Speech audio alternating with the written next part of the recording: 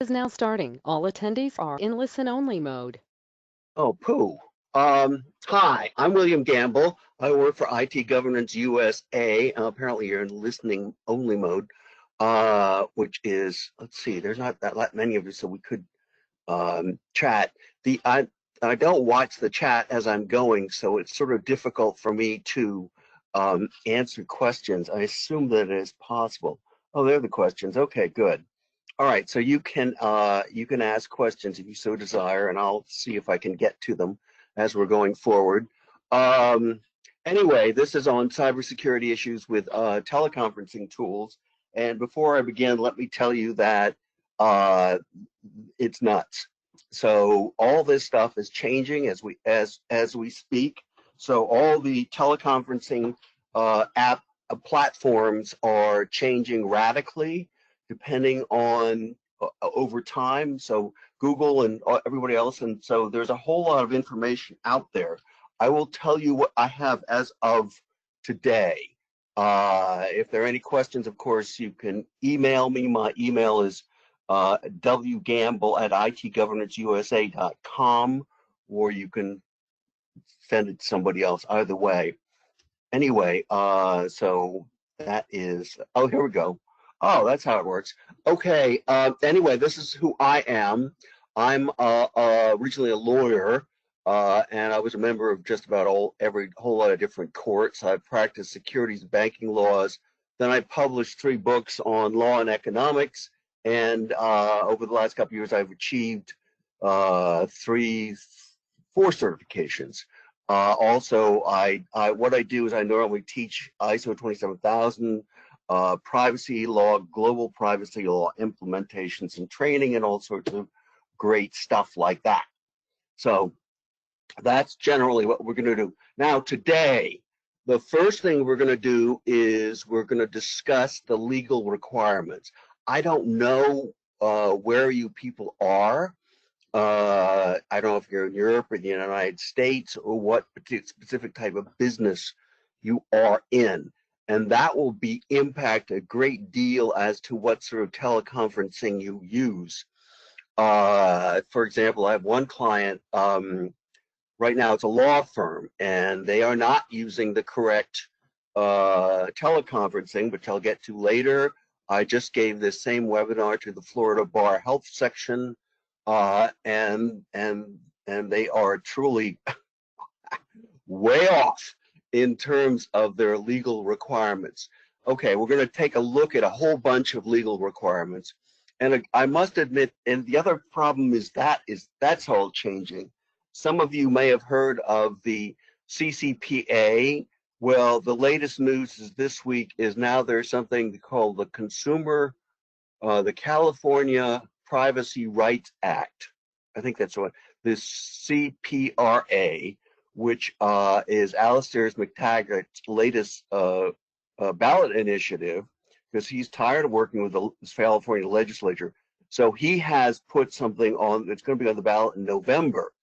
So that is going to create slight changes to the CCPA, which is going to change, for those of you in California, or who do business in California, it's going to change how you do some of your stuff in terms of California, in terms of the legal requirements.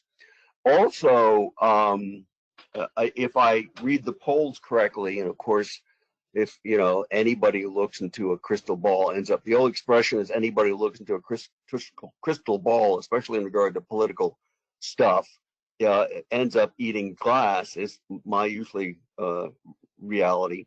So if we do see a change of parties in Congress, I am sure we're going to see a federal privacy law, and that's going to impact all this. So that's all. And now all of that goes into what's very important for determining your what teleconferencing you use. It's basically your risk assessment. Many laws actually require risk assessments. It's absolutely necessary. I listened in preparation for this. I always go to the SANS organization. I'm a big fan of them for cybersecurity. And they always talked about ready, shoot, aim, which I think is a probably pretty good aspect of this. What happened with teleconferencing services is when the COVID hit, everybody went crazy and said, okay, everybody go home. And they didn't think very much about cybersecurity. And of course, the hackers are esteemed adversaries, went crazy and are going crazy, and they're having a hell of a good time with all this. And they are attacking mostly healthcare, but everybody else. And they, of course, are stealing everything that's not nailed down in the largest theft in all of history, probably since the sack of Baghdad in 1258. But anyway, so the first thing you really have to do to decide what sort of teleconferencing tool you're going to use is to do your risk assessment, which is absolutely important in terms of your cybersecurity. If you're not doing your risk assessment, you're not getting the job done. I mean, risk assessments, I cannot emphasize how important those are. I mean, they are for teleconferencing services and deciding what teleconferencing services you want to choose, but they're totally very, very important for any sort of cybersecurity. One of the main reasons is they help you, decide where you're going to spend your money, because not all information is valuable.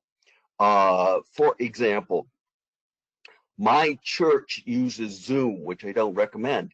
For them, it's probably all right. However, it's, if you're a law firm or something else, it's probably not all right. So you have to stop and think what you're doing before you go forward, and then work on that. And then we'll go down 6 teleconferencing service, which I chose sort of almost by random, but I'll look at those. There are tons of others. There will be tons of others. Which ones you pick is up. It will have to be based on your risk assessment, which has to do with your individual situation. So you start with that. Okay, the OCR enforcement, I will talk a little bit about enforcement. However, I've been a lawyer for now 40 years, and the whole point about law is quite often, especially in the United States, if a regulator is in charge of enforcement, we're quite often talking about no enforcement. So I call it the legal so what. I mean, yeah, there's a chance. And most of my clients that I've met in the United States over my career, so-called, have known this. And so quite often they're not worried about it. What you really should be worried about, and that is when you get hacked or something like that happens, the studies have shown pretty clearly that the main impact will be on your brand.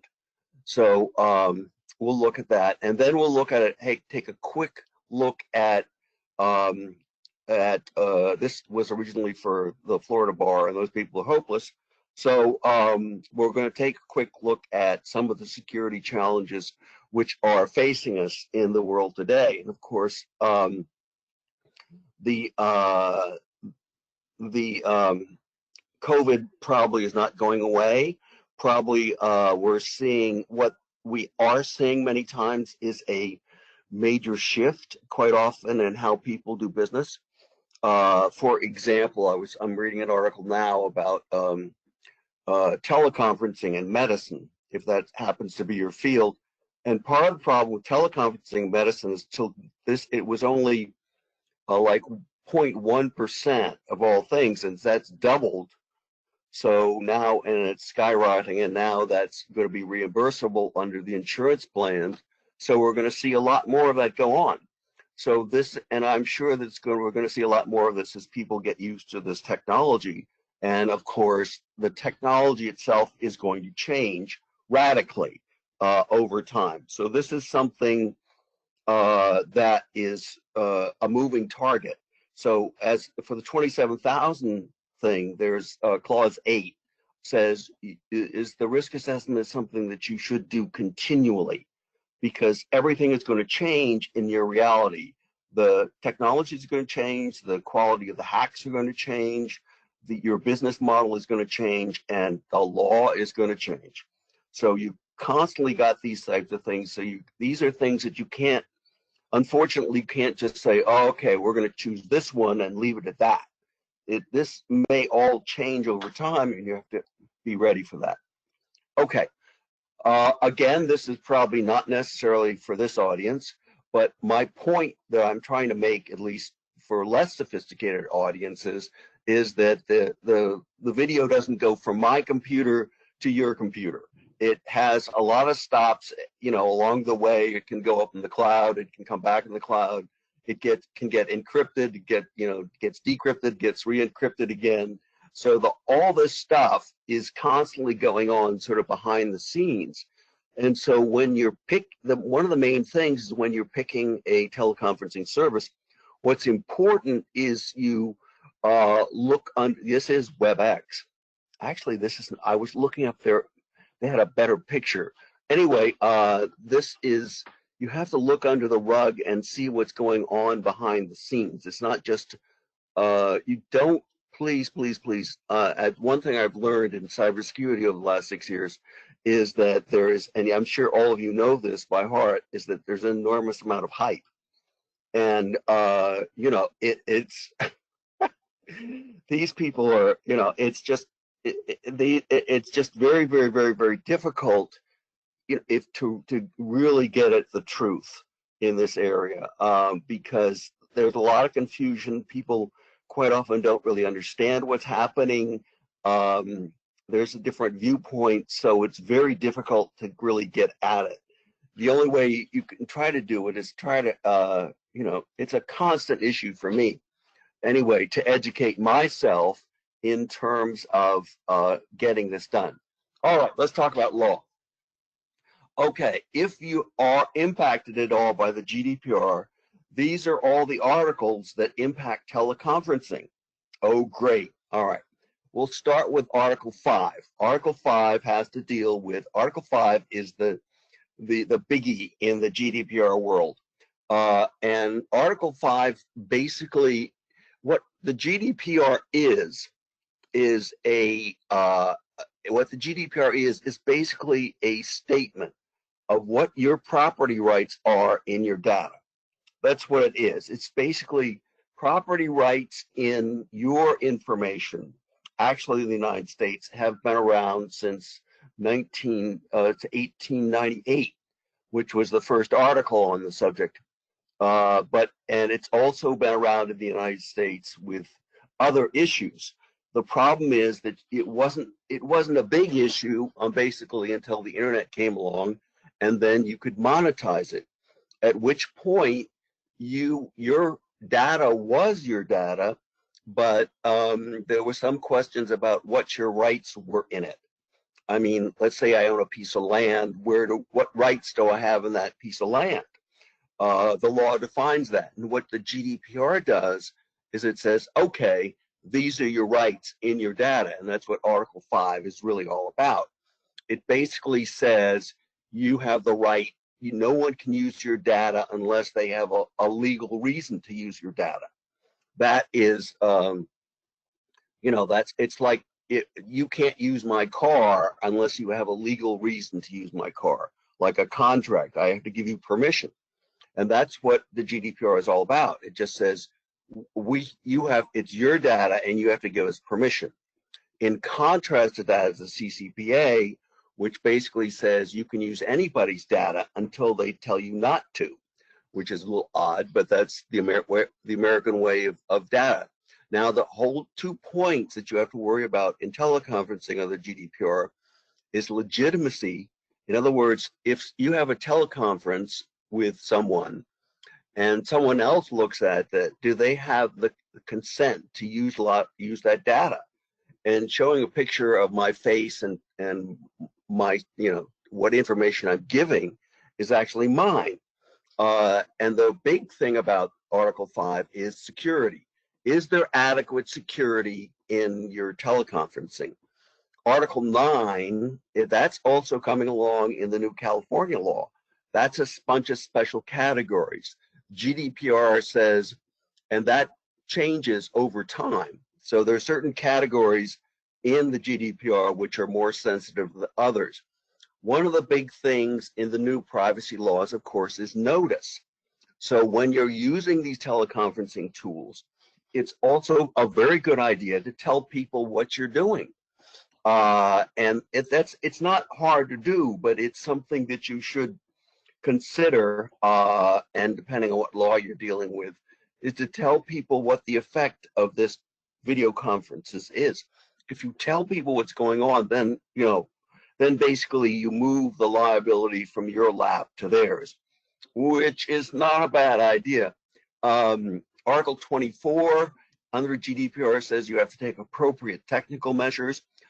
By the way, the GDPR has been adopted and swallowed for a variety of reasons by at least 20, probably about 30 countries around the world. So the GDPR, whether we as Americans like it or not, is basically the global standard. So it's there. It probably won't come to the United States for maybe 2 or 3 years, but we'll probably, we do normally in law, you do see convergence. So what you have to do when you're considering your teleconferencing tools is the security, and the security has to be appropriate to the information you're talking about. And this is also the security. The other, problem is breach notification. All 50 states in the United States have breach notification laws. And so if there is a breach, like a Zoom bombing or whatever you got, or if your teleconferencing is insecure, you may, get liability for failure to have breach notifications. So that's the type of thing that we worry about. Okay, if you're a hospital, you've got 2 rules to worry about. You've got the you got your security rule, 164.306. Security rules is basically you're saying that all information, your HIPAA information, has to be protected. So that is required under, and that, for all those teleconferencing out there, if you're a hospital and teleconferencing, that has to be sure. You have to ensure that all that information is protected, and your CIA triad of confidentiality, integrity, availability is protected. The other part of HIPAA is the privacy rule, and that means that you cannot disclose the information. There are all sorts of notices and things like that in HIPAA, which would probably relate to the type of business. If this particular law applies to you, I don't know that. I mean, it really goes back to what you do and how you do it. Okay, I've spoken a little bit about the CCPA. The CCPA only applies to businesses who have revenues in excess of 25 million, or who sell data of over 50,000 employees, or for over half their business. It doesn't necessarily apply to you if you don't specifically do business in California. But, the privacy laws are proliferating at a very rapid rate. So they're sort of everywhere. The only reason we haven't seen more privacy laws in this legislative session is because of the virus. So everyone's staying home, but if it hadn't been for the virus, I promise you there would have been a bunch of new laws on the state level. We'll probably, because of the virus, we'll probably see one on a federal level probably next year. Anyway, the CCPA has this 1798.81.5, which is basically all security companies shall implement and maintain reasonable security procedures. That's just not the CCPA. There's also about 25 states in the United States that have exactly the same law, and so they have certain requirements that and basically that's the international standard. It's Article 32 in the GDPR, and basically says thou shalt adopt reasonable cybersecurity standards, and that is basically how that what appropriate you have to pick out. Also, the other thing is, if you're in Illinois or generally, I would think once, twice, 3 times before messing with biometric information, even if you're doing it as a 2-factor authentication. Biometric information is one of those sensitive categories I talked about under the GDPR.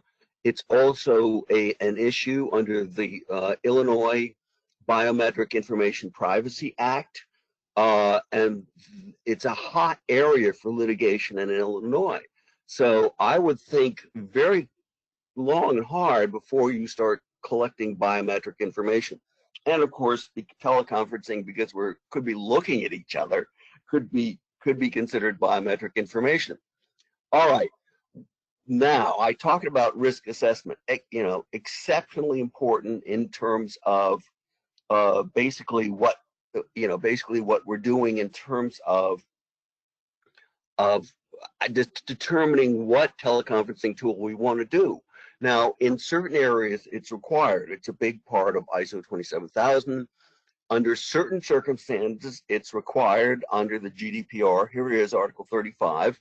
And, if you're using a specific type of processing and it has a high risk of the rights and freedoms, which teleconferencing sort of does, then you have to think about what you have to do a specific type of risk assessment. Let's say you're HIPAA, all right, well, that's required. So you have accurate and thorough assessment of the potential risks and vulnerabilities. So doing a risk assessment is very important before you choose what tool you actually do. All it is basically telling you to sit down and think about what the risks are, think about the probability of those risks, that particular threat occurring, think about the impact, and then what are you going to do about it? What controls are you going to implement in order to make sure that risk is lessened? It also pops up in a odd law. I mean, I don't know how many of those are impacted by New York Department of Financial Services. By the way, NYDFS, they do require risk assessment for financial firms doing business in New York. The interesting thing about NYDFS is that it was expanded by the New York Shield Law to any business in New York that has revenues of over 3 million, and to basically all businesses doing New York, with a fewer, I'm not sure if they all require risk assessment, I don't think so, but it's something that you should think about. One of the main things you think about is risk assessment is not only one of your risks is you might have problems with the regulations or a regulatory fine, which normally is not going to happen, but it's out there. It's something you should consider when you're picking your teleconferencing tool. All right, now what do you consider how to do when you're doing a risk assessment? Where do you start with? Okay, these are on the next two slides are a bunch of questions you ask yourself when you're doing your risk assessment. All right, now the question is where did I get this? Where did I get this risk assessment? Well, I didn't think it up. I cribbed it from the NSA. So this is the government's view of how to do a risk assessment. And this took a while. I've got another slide in here. I don't have it in the slides, but the link is media.defense.gov/2020 June 3rd /223 166. So what you're looking for is the NSA, Department of Defense, selecting and using collaboration conservative securely. And it's a PDF, and it is available from the NSA. And they start with these questions for risk assessment. The first question you have to ask is, does the service implement strong end-to-end encryption? So it's basically E to EE. So it's encryption encryption to the end. So that's the important thing. That's coming on. One of the big ones that doesn't do that, I guess, is Teams, but all that's coming on. Another big question for these things is whether multi-factor authentication is available. What you want to do, depending on the type of information you're talking about, the more valuable, the more. Now, I look at information, what information should be protected? Where do you do your spend? Well, that goes back to your risk assessment. But one of the main things you want to consider is how easy it is to monetize information. I mean, for example, ransomware is information that's it's a two-party transaction, and it's fairly easy to modify, get some modification, get some money out of it. Healthcare information is easier to monetize than, say, a credit card information.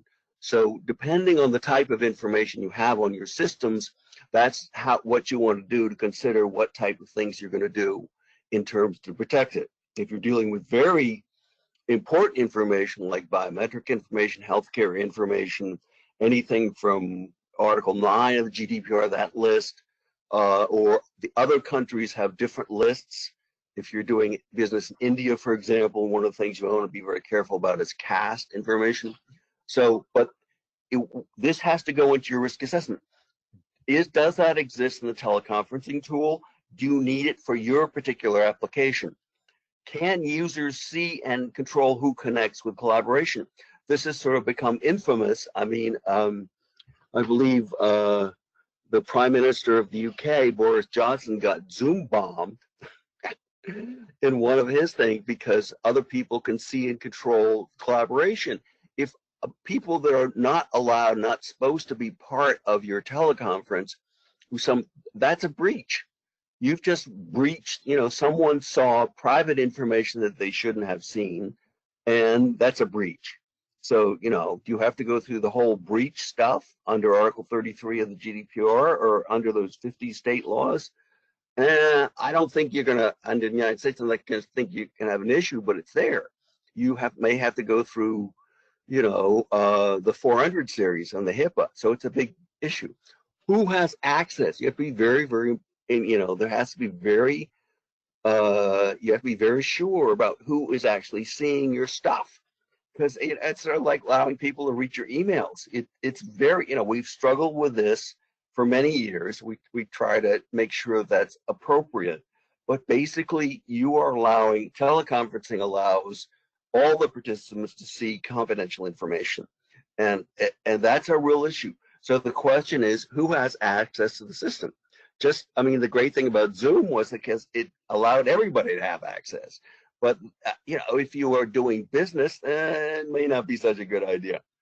Okay, another first question is, does the tool's vendors share the data? Some of the vendors do. Under my understanding, of course, they change this every day. But it's very, very important if you're using them that it's not like, all these social engagement things like Facebook are selling your data. Now, are they selling your data in teleconferences? That's not a good idea because it's a breach. I mean, you've got a real problem. Okay, the next problem, where does the data go? I mean, is it going across to somebody's server? Does it go into a cloud? Is it a public cloud or private cloud? All these things are very important. Where are these servers? As I will get to, one of the main problems has to do with Zoom in answering that question. Do users have the ability to securely delete data? All right, that's very important. That's under Article 5 of the GDPR says thou shalt have the ability to delete the data.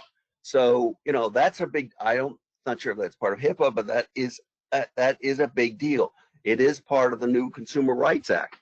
I believe I saw that. So it's very important that, that it just, you don't give this conference because, is that information stored anywhere? Most people sort of feel, oh, okay, well, the teleconference is over and that's the end of it. Oh, no. Remember, nothing goes away over the internet. It seems to last forever. I Googled myself, and there's junk up there from 2004. I mean, it's sort of unbelievable. Okay, where was the application developed? That's very important. Now, some of the countries, specifically China, have very specific laws about what types of things you can do in an application. So that's important.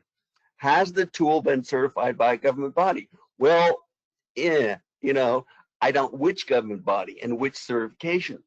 And that's changing right now. Under the Defense Department has developed a new program which are instituting as we speak called the Cybersecurity Maturity Model Certification, or CMMC. And so that has all these different requirements under a lot of the NIST certifications. So that's been a point. Has training been included? I mean, you know, I use these things. Let's see, what is this? This is GoToWebinar. God knows. I guess this is Cisco. Anyway, I use GoToMeetings, GoToWebinars, Zoom, training, you know, Microsoft Teams, and now Google. Let's see, there was something called Chime. So the part of the problem is all these things are a little different. And it would be really nice if I could understand exactly who was doing what to whom. And it just, yes, Zoom is very easy, but is that appropriate?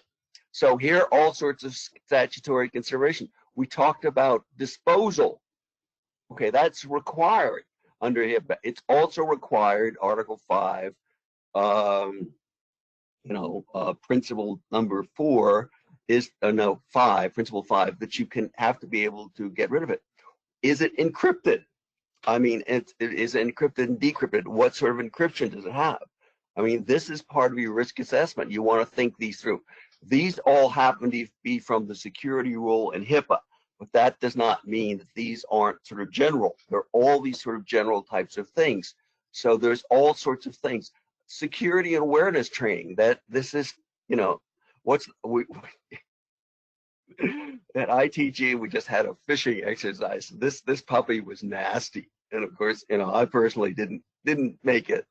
So yeah, the link, rather than HTTP, rather than HTTPS, it was HTTP in the link. And you know, I probably should have spotted it, but I wasn't thinking, and you know, it looked like, so it's very, very important to make sure that you're constantly training. Layer 8, as some of us call it, is the weak period.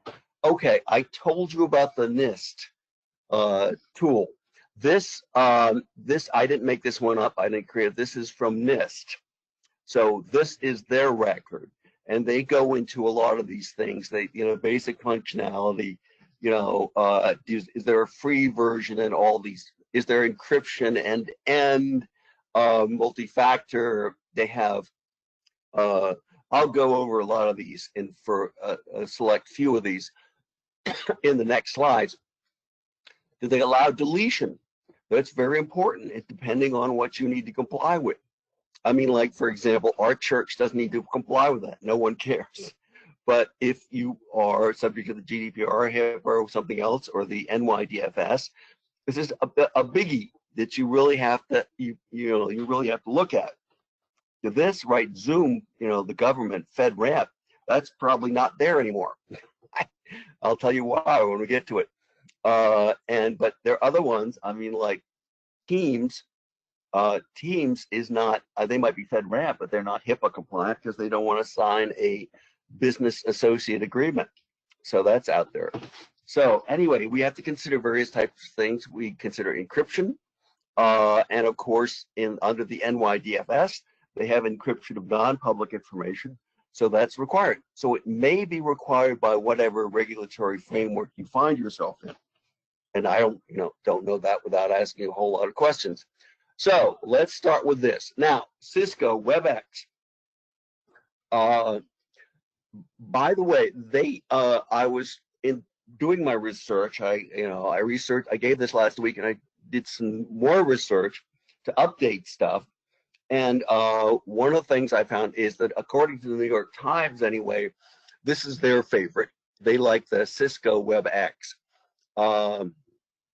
And then, of course, they have text chat, and this is what we're using right now. E2 encryption does exist. I looked that one up, and it has to be configured.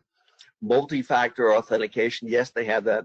Of course, I think there's actually probably a free version of this at one point in time. I don't know about server deletion. I think that's not available. But the problem with this business is because Zoom has been so popular, that means everybody's piling in. Now, according to the WebEx, my understanding, at least according to the SANS people, is Cisco originally developed WebEx to work with, one of their boxes. So, and that didn't work out, so now they just expanded it to a standalone service. So that's changed. GoToMeeting, this is apparently is the grandfather of this stuff, and it's apparently a little behind the curve and not perhaps as popular as some of the other ones. Google, okay, now Google has really revamped Meet. So this slide actually, which was 2 weeks ago, is now out of date. So now Google has changed it. So you must be invited. And if you're not invited, you go to a green room. So there's no landlines that dial into this thing. Generally they say whether there's E to E, if there's encryption, and there's a lot of question about that. If you read their privacy policy, it does say that.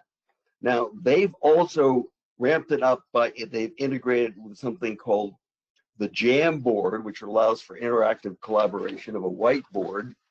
They're trying to catch up with Zoom, so you can have these cool backgrounds.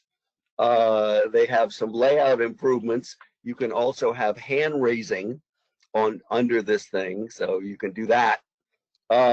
You can have attendance.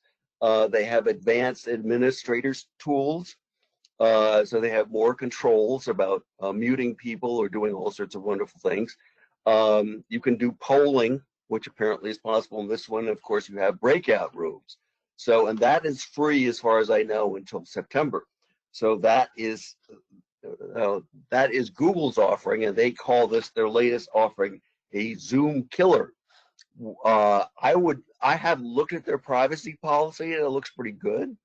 But again, this is one of the things that you have to think about before you adopt these types of things onto your particular system. It's very important that you make these decisions based on whatever your particular decision is. Okay, Microsoft Teams. I'm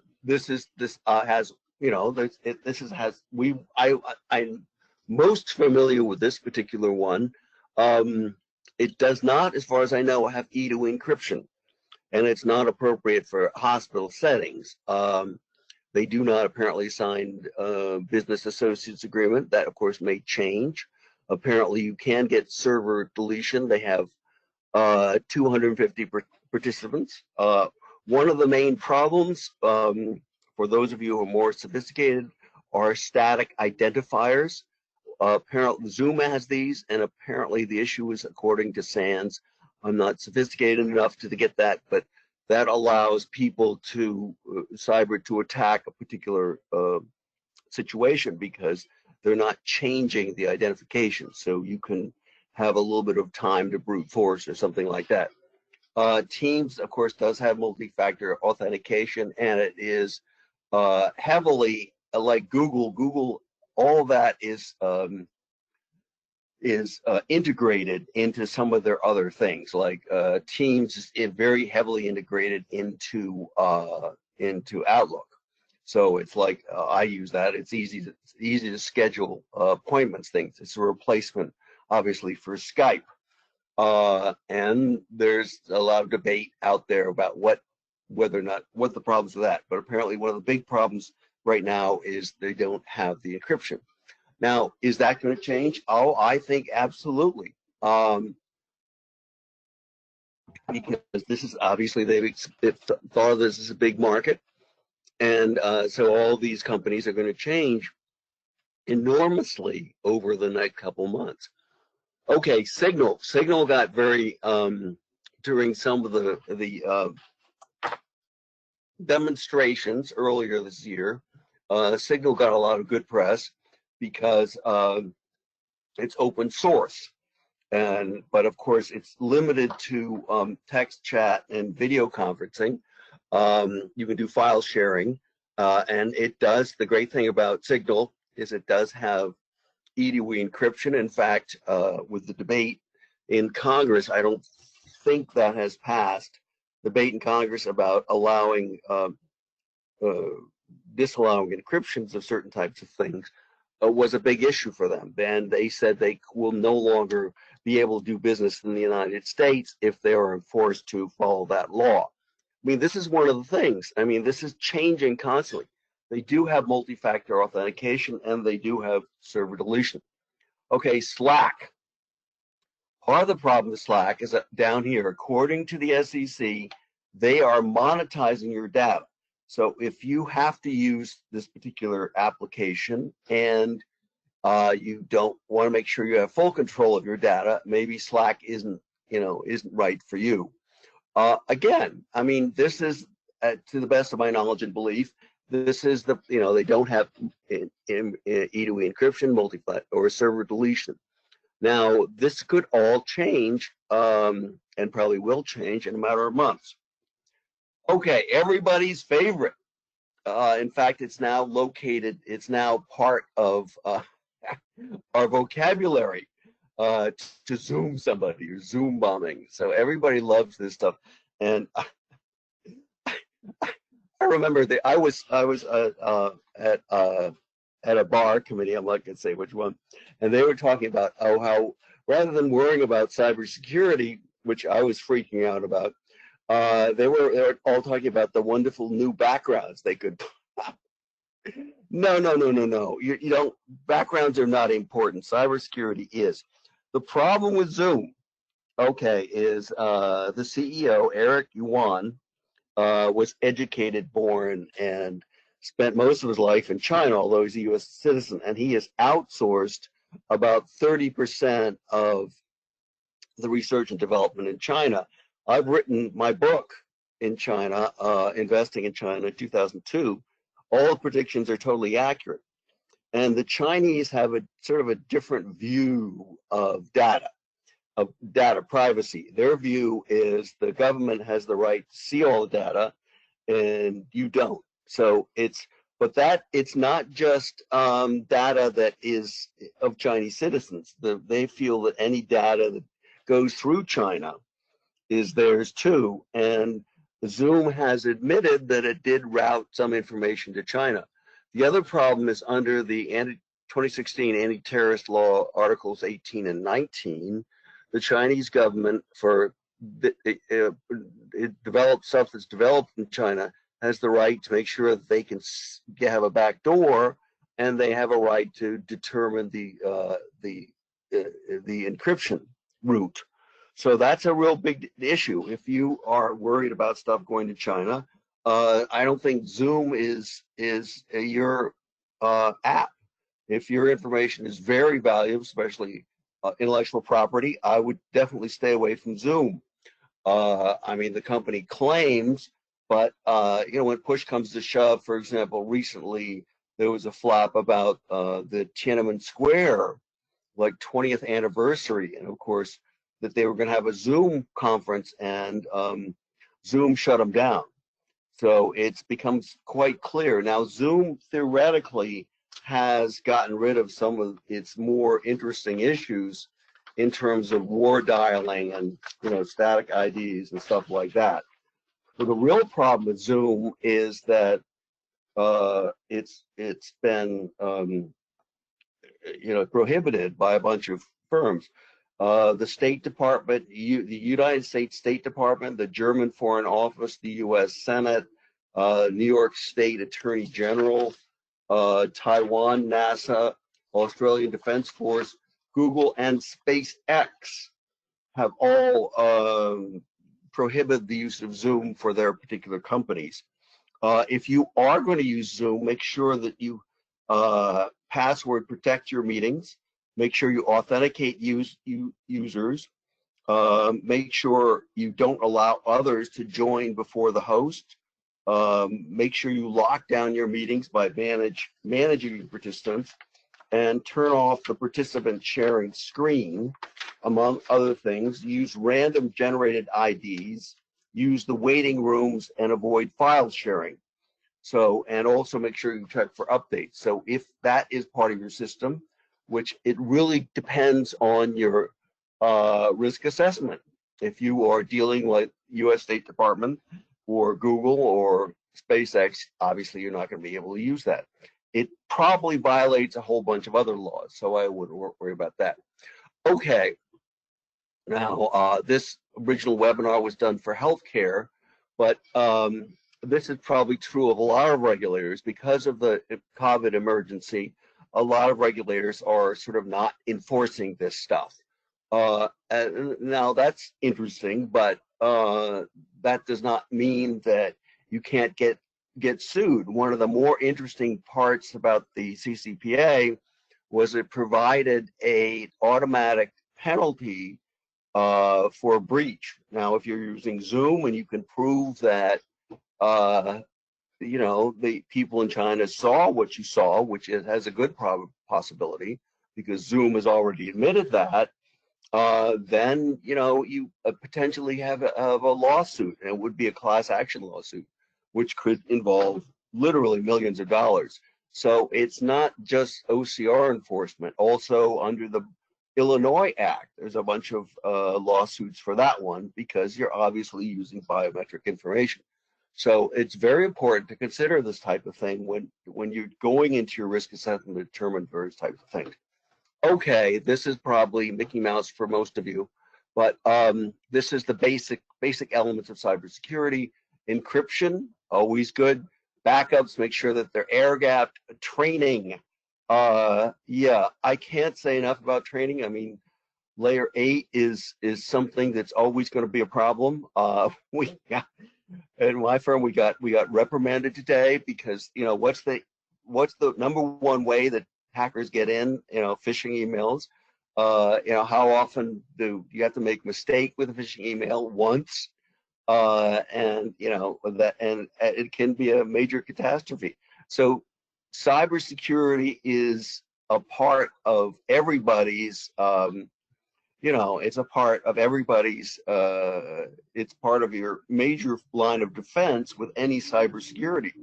I just also wrote an article for the ABA recently about various training, and apparently you'd think that people my age, over 60, would be the worst in terms of training, but it's not. Actually, it's like younger people. It's like they don't think they're going to get the virus, and they don't think they're going to get hacked. Well, yes, it does happen to you. Yeah, just because you were born with a an apple in your hand does not necessarily mean you know how to use it.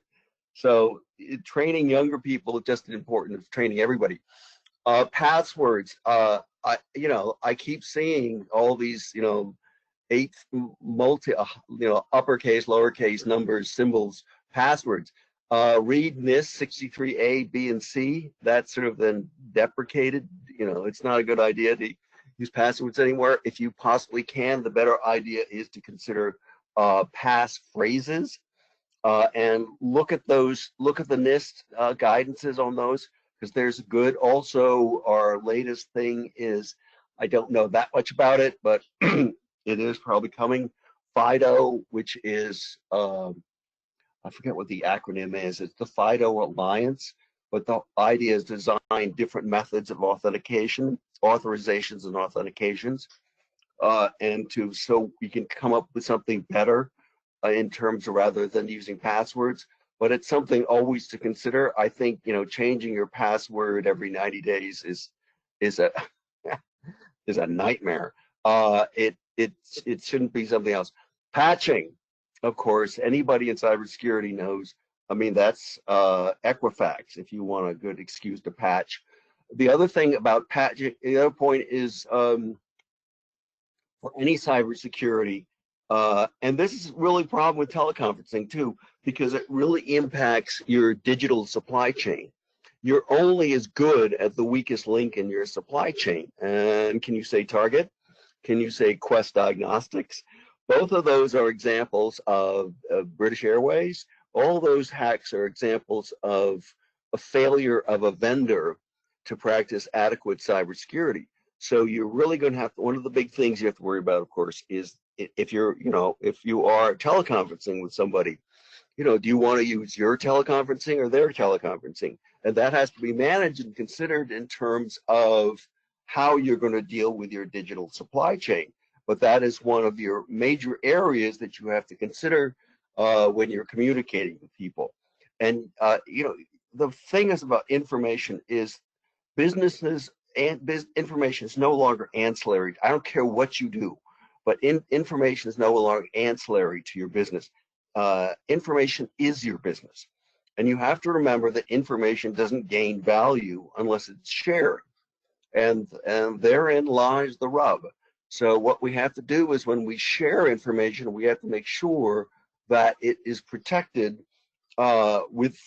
from sometimes or in possession of the people we share it with.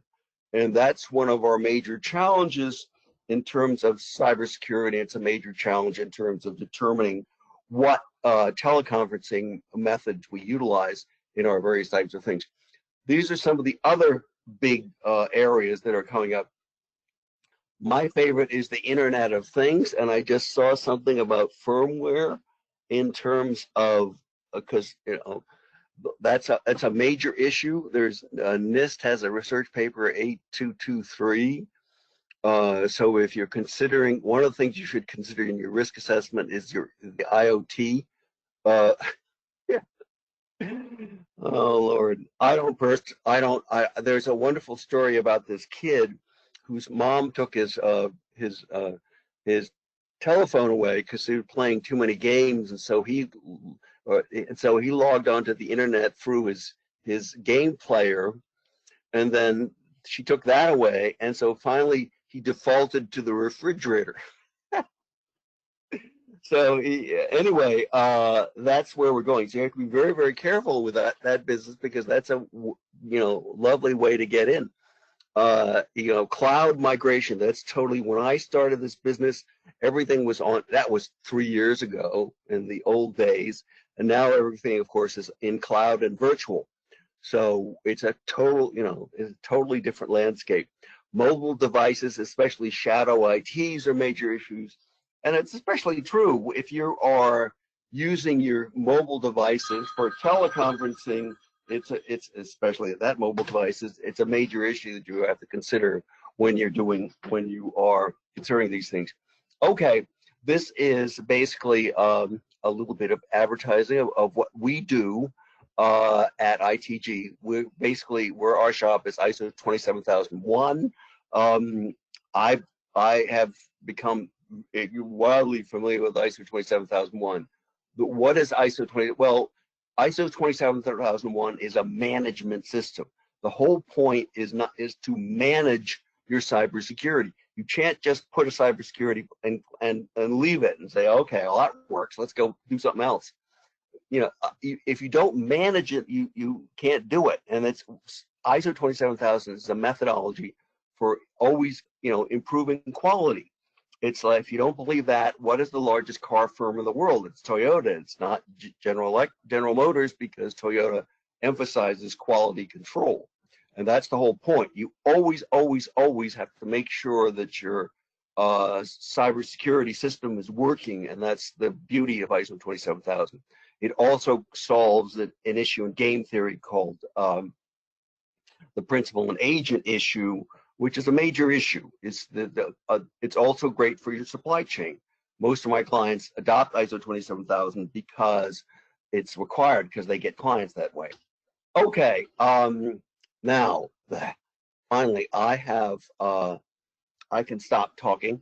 So if there are any questions, feel free to type them into the question box, and I have a few minutes that I can answer them, or I can just shut this down, either way. So if you want to type any questions in, or you want to send them, or there's also a chat feature. Is anybody chatting? Okay, good. Anyway, if there are questions or any chat that you want me to ask or try to answer during this period of time, I would be happy to do so. So feel free to ask the questions, and I can hopefully answer them. Of course, if you don't have any questions, it's going to be a little quiet around here. So I can, of course, I can talk about other various types of things while waiting for those questions, if any. But basically, also in regard to this area, we're going to see, because we had to do it, I think that has made it available or less scary to a lot of people. So I think this type of thing is going to continue going on. And of course, one of the things that's going to happen is that as this is going to be viewed by the hackers as a major source of free information. And so I believe that what we're going to see over time is a lot better and a lot more methods of hacking these various types of platforms. And so we're probably going into an arms race in this, and it's going to be very interesting, basically, to see how it shows up. Anyway, thank God there's nothing that you want to ask because you've learned everything. I believe all this stuff. Wait a minute. Excuse me. I just don't know how this works. Yes, I believe the slides will be available. Usually they will be available. I'm not sure. They used to send out statements to anybody who registered for the attendees. So I believe that will be available. I think, in fact, that I think they do record the entire webinar, and that will be up there. We will be doing, of course, at ITG, my colleague and I will be doing other webinars. I think some of the up and coming ones will have to do probably with the CMMC, which is for anybody who does Defense Department work, and there's 350,000 of you out there. You're going to have to comply with the new regulations under that. And that will require you to comply mostly with NIST 171. And that's a whole another method of compliance. Also, as the laws change, and they will be changing rapidly over the next month to a year, be doing more webinars as laws change. We'll have to see with regard to the California Privacy Rights Act and see what happens there, but there will be some major changes that will be coming up, and during those periods of time, we will be giving more webinars. Okay, I think that's all as far as I'm concerned. Obviously, there's other issues. I think at this point in time that we can sign off, and so have a lovely day, and I hope this has been helpful. And if there are any questions, feel free to send me an email at either the service center at ITG Governance or to me directly at W. Gamble, ITG Governance USA. Okay, thank you very much. Good day.